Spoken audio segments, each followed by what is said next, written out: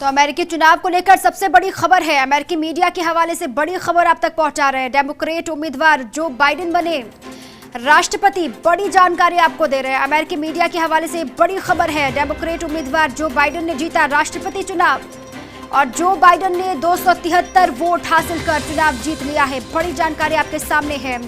राष्ट्रपति Donald Trump को 214 vote मिले हैं। ट्रंप को हराकर बाइडेन बनेंगे 46वें राष्ट्रपति अमेरिका के। सुपर पावर अमेरिका का सुपर बॉस कौन होगा, इसको लेकर लगातार मंथन, काउंटिंग का दौर जारी। लेकिन इसी बीच बड़ी जानकारी आपके सामने है कि ट्रंप को हराकर बाइडेन ने जीत हासिल कर ली है। कमला हैरिस बनेंगी अमेरिका की उपराष्ट्रपति। भारतीय मूल की है कमला हैरिस और चुनाव जीतने के बाद जो बाइडेन का ट्वीट भी सामने आ गया है। देश चलाने का मौका देने के लिए आपका शुक्रिया, धन्यवाद।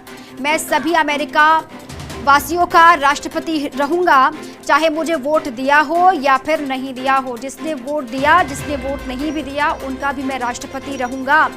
ये डेमोक्रेट उम्मीदवार जो बाइडेन ने ट्वीट किया है जीत के बाद। ये पहला ट्वीट है और खुशी साफ तौर से वो जाहिर कर रहे हैं। और साथ ही साथ इससे पहले जब ट्वीट किया था तो ट्रंप को साफ तौर से कहा था कि आप हारे, उससे निराश ना हो, हम आपके विरोधी हो सकते हैं लेकिन दुश्मन नहीं। ये जीतने के बाद पहला ट्वीट है जिसमें कहा है कि मैं सभी अमेरिका वासियों का राष्ट्रपति रहूंगा और अगर किसी ने वोट किया है उनके लिए भी अच्छी खबर है, जिसने वोट नहीं किया उनके भी वो राष्ट्रपति रहेंगे।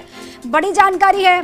अमेरिका चुनाव को लेकर लगातार आरोप प्रत्यारोप का दौर भी चलता रहा, लेकिन इसी बीच बड़ी जानकारी है और मेरे सहयोगी अविनाश कल्ला जी भी जुड़ चुके हैं, अंतर्राष्ट्रीय पत्रकार हैं। अविनाश कल्ला जी, बड़ी जानकारी है, हालांकि जिसका इंतजार था वो हो चुका है, जो बाइडेन जीत चुके हैं ये साफ हो गया।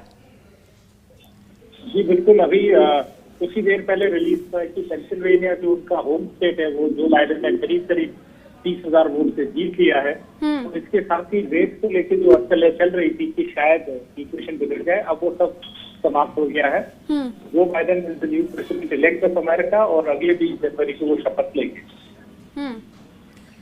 अविनाश जी, लेकिन अब क्या होगा, क्योंकि ट्रंप तो ये मानने को तैयारी नहीं है। वो तो लगातार कह रहे हैं कि कानूनी पेचीदगियों में फंसाया जाएगा अभी इसको, क्योंकि ये मसला इतना आसान लगता नहीं है जितने तरीके से अमेरिकी मीडिया के हवाले से जानकारी हम दर्शकों तक पहुंचा रहे हैं।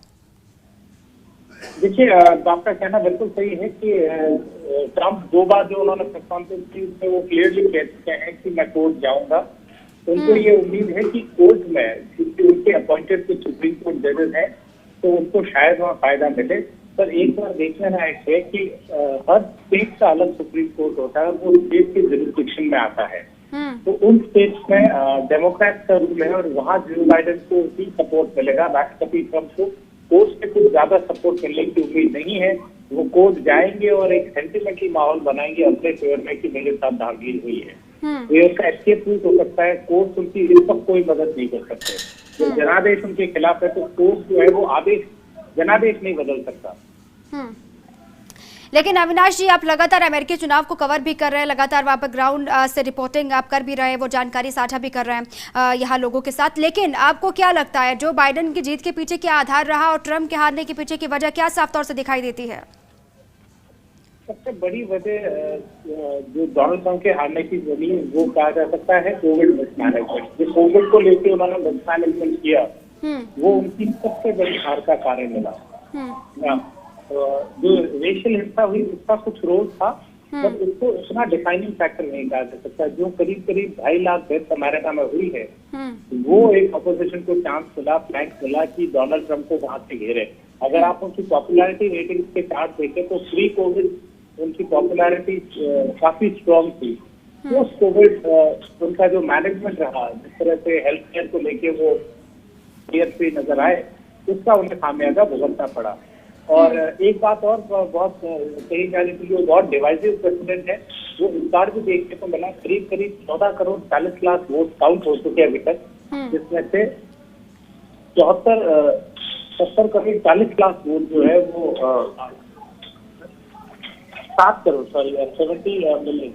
मिलियन वोट जो है वो जो बाइडेन को मिला है और करीब 70 मिलियन वोट डोनाल्ड ट्रंप को मिला है। तो वोटों के आंकड़े भी अगर देखे जाए तो जिस तरह कहा जा रहा है कि बाइडेन को सबसे ज्यादा वोट मिलने वाले राष्ट्रपति हैं, उनके बाद अगर किसी को सबसे सेकंड हाईएस्ट वोट मिले तो वो डोनाल्ड ट्रंप है।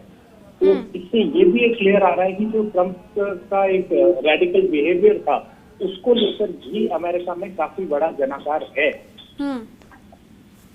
तो अमेरिका इस टाइम पे बहुत डिवाइडेड दिख रहा है और जो बाइडेन के लिए सबसे बड़ा चैलेंज होगा कि अमेरिका का ये जो इंटरनल डिवाइड है इसको वो कम करे।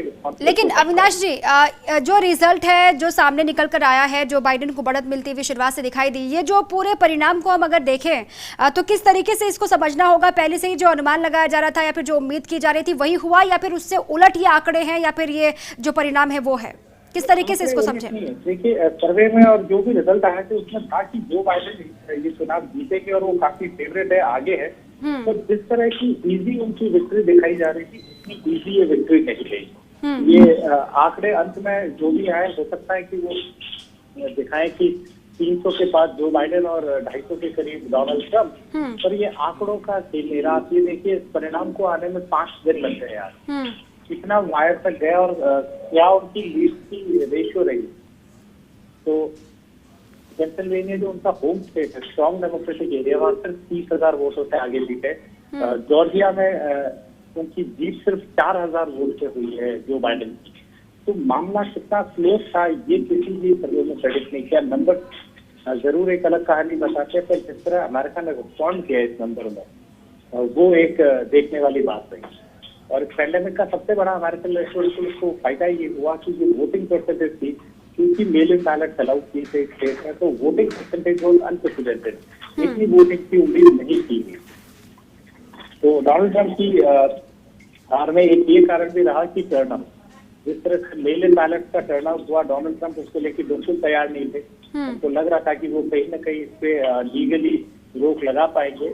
और उन्होंने अपने समर्थकों को कहा कि आप आइए और लाइन में खड़े होकर वोट दीजिए। और इसीलिए जो स्टैंडर्ड वोट थे जो उसी दिन काउंट हुए, उसमें डोनाल्ड ट्रम्प को अच्छी खासी बढ़त थी।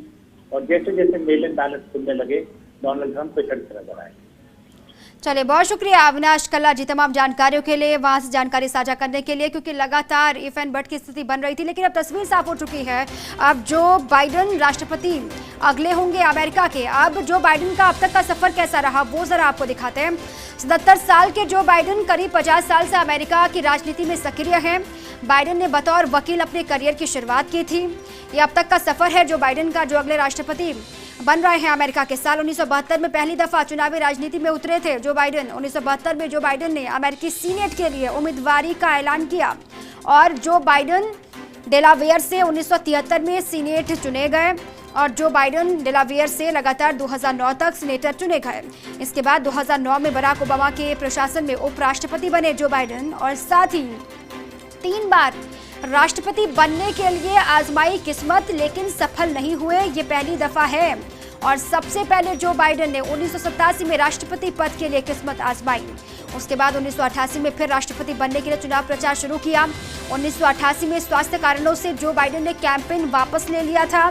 लेकिन अब 2020 की तस्वीर साफ हो गई है। अमेरिका के अगले राष्ट्रपति जो बाइडेन होंगे, सबसे पावरफुल कंट्री अमेरिका और वहां का सबसे पावरफुल मैन जो होगा वो जो बाइडेन। अब पूरी तस्वीर साफ हो चुकी है। पहले कई दफा कोशिश की, भाग्य आजमाया, लेकिन सफल नहीं हुए। अब चूंकि ट्रंप सामने थे, ट्रंप के सामने कई चुनौतियां भी थी। हालांकि अब तस्वीर साफ हो गई है। ट्रंप बहुत पीछे हैं, जो बाइडेन आगे निकल चुके हैं, जीत उनकी हो चुकी है। बस आधिकारिक ऐलान होना बाकी है।